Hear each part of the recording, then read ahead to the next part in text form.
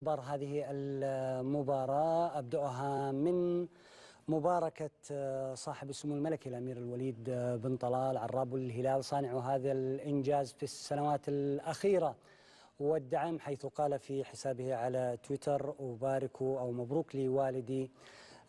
خادم الحرمين الشريفين الملك سلمان بن عبد العزيز، مبروك لأخي ولي العهد الأمير محمد، مبروك للهلال وللشعب السعودي. رفع الهلال العلم عاليا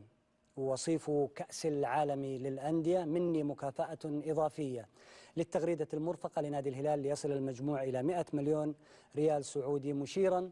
إلى ما قدمه بعد نهاية مباراة فلامينغو والوصول إلى النهائي بتقديم مليون ريال لكل لاعب جراء ذاك الانتصار، تواصلا للدعم واستمرارا لما ناله الهلال بعد نهاية هذه المباراة النهائية من إعجاب وثقة ومتابعة محلية إقليمية وكذلك عالمية.